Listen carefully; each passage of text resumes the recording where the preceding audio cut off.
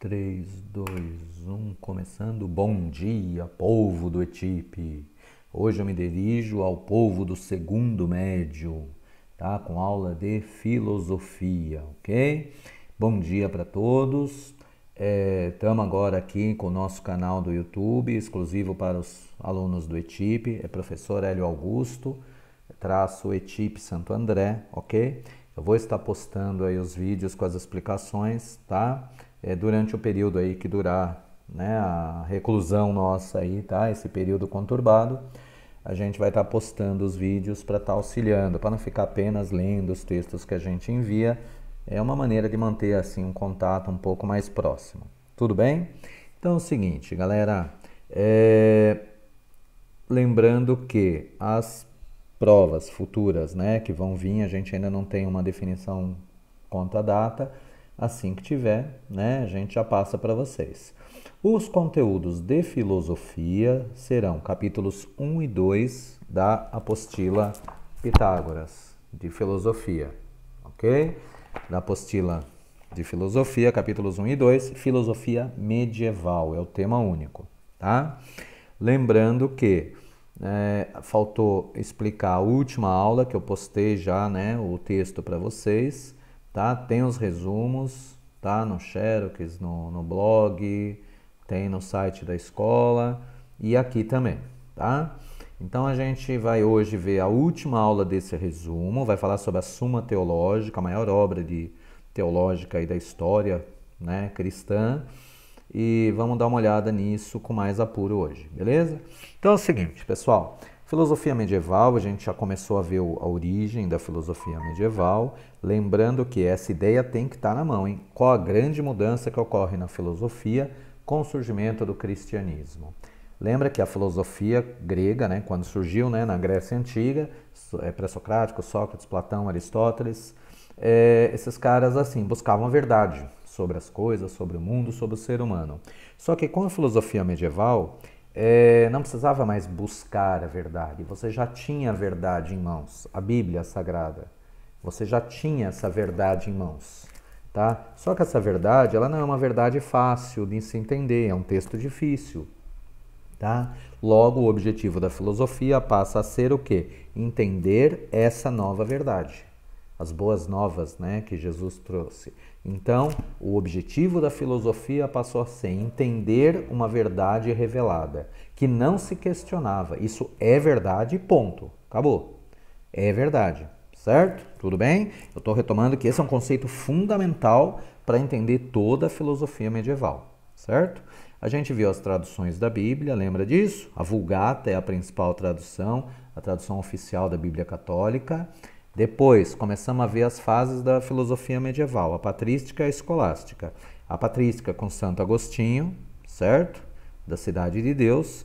E a escolástica com a atuação dos professores universitários, onde tinha o método Lectio Disputatio. O maior nome da escolástica foi, sem dúvida, Tomás de Aquino. Ok? Tomás de Aquino foi o grande nome.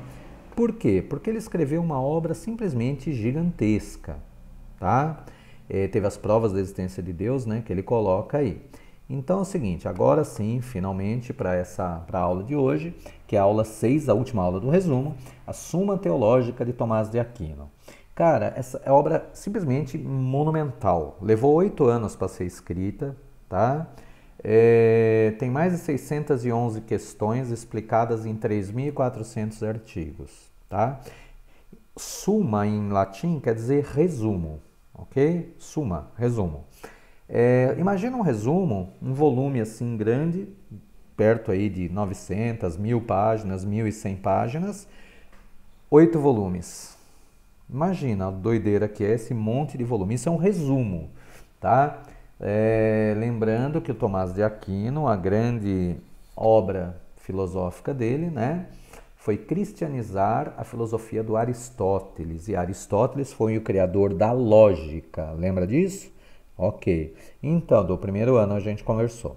Então, o que o Tomás de Aquino fez? Ele adaptou a lógica aristotélica, usou a lógica aristotélica para entender a verdade revelada. Então, ele começou a ler, meditar profundamente e minuciosamente, logicamente, tá? Com base minuciosa. Só para vocês terem uma ideia, dá só uma olhada nesse texto aqui, ó, ok? Se precisar a gente posta ele. Isso aqui tudo é um esquema da estrutura da Suma Teológica. Olha que legal, são 6 páginas, só com o esquema estrutural da Suma Teológica. Cara, isso aqui é a missão de uma vida, poder estudar isso, né? Então tem assim, a primeira parte da essência de Deus, a distinção das pessoas em Deus e a distinção das criaturas, né? Depois tem a segunda parte, falando de Deus, e a terceira parte, a moral, tá? Os princípios morais universais, tá? Só que ele fala isso usando artigos, tá? Escritos de forma lógica, minuciosa, tá? A gente vai entender um pouco. As 611 questões, esses 3.400 artigos, ele tem uma estrutura lógica única, igualzinha em todos os artigos. Tá? Essa, com certeza, foi a maior obra teológica de toda a cristandade, tá? A Suma Teológica do Tomás de Aquino. Tá? O Tomás de Aquino era conhecido como doutor angélico, né? Era uma autoridade máxima no assunto. Então é o seguinte, vamos entender a estrutura lógica através da análise de um trecho do texto. Eu peguei um artigo, um dos menores, mais simples aí, né? Mais tranquilos para a gente entender. Eu mesmo não estudei todos, é uma loucura estudar 3.400 artigos. Estudei acho que uns 10, 12 artigos, né, em vários textos, para entender melhor a estrutura lógica da obra. Então é o seguinte, primeiro, ele começa com uma questão segundo o senso comum, tá? Segundo o senso comum, que é o que todo mundo acha, pensa e sente. Aí ele usa argumentos a favor desse senso comum. Quais seriam os argumentos que comprovam essa postura do senso comum? Mas não basta só isso, ele tem que ver os argumentos contrários. Ele vê os dois lados da moeda, quem é a favor e quem é contra. Ele apresenta isso, tá? Para que você tenha uma visão melhor das coisas. Aí ele dá a solução dele, o quarto ponto da estrutura lógica, a solução da questão.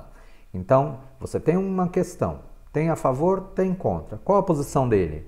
A posição dele, como padre da Igreja Católica, leva em consideração os ditames da Bíblia, ok? E mesmo com a solução, pode ocorrer objeções, tá? E aí ele responde às possíveis objeções, às dúvidas das pessoas. Tudo bem? Vamos ver na prática como funciona isso. Eu estou reproduzindo o artigo da primeira parte da Suma Teológica, a questão 2, se Deus existe. Não é provando que ele existe, é se ele existe. Por que a gente tem que provar que ele existe? Então vamos analisar rapidinho. Vamos lá. Suma Teológica, parte 1, de Deus em si mesmo. Questão 2, se Deus existe, tá? O artigo 1º é se a existência de Deus é evidente. Parece que a existência de Deus é evidente. Para todo mundo aí que você pergunta, a grande maioria das pessoas, né? Segundo as últimas pesquisas do IBGE, 88% das pessoas no Brasil se consideram cristãs, seja católico, evangélico, espírita ou outra distinção aí, né? Mas seguem o cristianismo, acreditam na existência de Deus e em Jesus.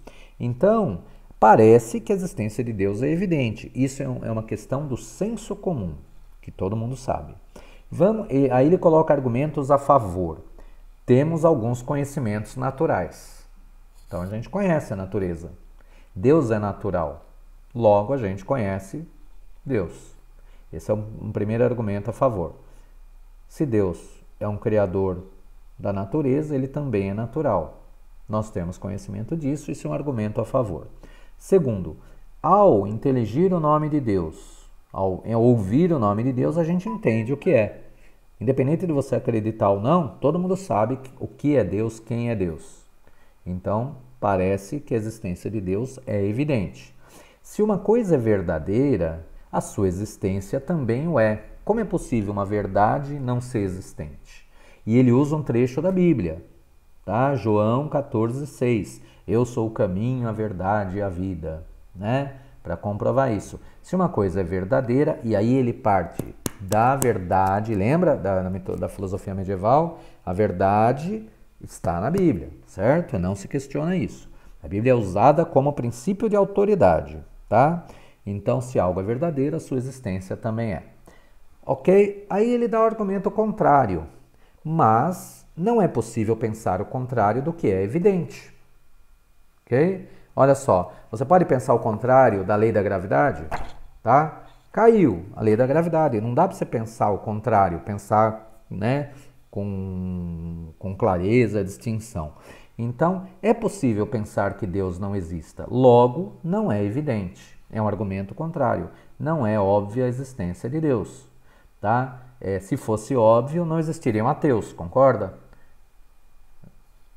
Então, não existiriam ateus se a existência de Deus fosse óbvia. Igual a lei da gravidade. Ninguém duvida. Duvida da lei da gravidade. Ninguém duvida da lei da gravidade, porque é uma coisa óbvia, demonstrada, comprovada. Agora, a existência de Deus não é óbvia. Por quê? Porque é possível você questionar essa ideia. Então, ele deu os argumentos a favor e contra. Qual a solução que ele dá? A frase Deus existe é a solução do Tomás de Aquino. A frase Deus existe é evidente, pois o predicado se identifica com o sujeito. Deus é um ser perfeito que não existe, não é perfeito, logo ele existe. Ou seja, a frase Deus existe é evidente. Mas como nós não sabemos exatamente o que é Deus, porque nós somos seres finitos, como é possível ao finito compreender plenamente o infinito, né? Então, a existência de Deus necessita ser demonstrada, logo, não é evidente. Então, a solução que ele dá é: a existência de Deus não é evidente, precisa ser demonstrada, ok? A ação da primeira questão, se a existência de Deus é evidente. Vocês percebem que ele conecta logicamente uma frase na outra para construir o argumento dele? Tá? Aí, mesmo com essa demonstração, pode haver objeções. Aí ele responde às objeções. Tá? Deus é a felicidade do homem, e o que naturalmente se deseja se conhece. Você só deseja aquilo que você conhece. Mas essa relação não é válida, pois as pessoas têm visões diferentes do que seja felicidade. Ou seja, se Deus, para o cristão, Deus é a fonte de felicidade, tá? E todo mundo deseja ser feliz, e se você deseja ser feliz, você conhece aquilo que te faz feliz.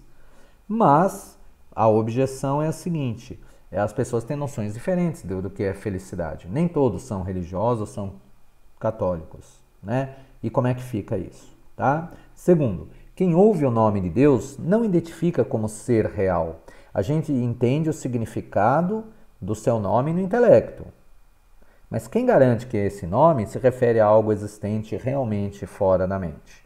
Se a existência repito a frase, se a existência de Deus fosse evidente, não existiriam ateus. E terceiro, a existência da verdade é evidente por si, é ela mesma, mas não é evidente para nós, pois cada um pode ter a sua verdade, tá? Conforme o entendimento.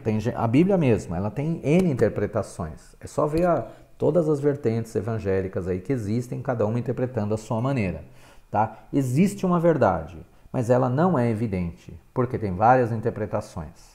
Logo, cada um pode ter a sua verdade, ok? Pessoal, então assim, eu dei a explicação dessa última aula, aula 6 da Suma Teológica.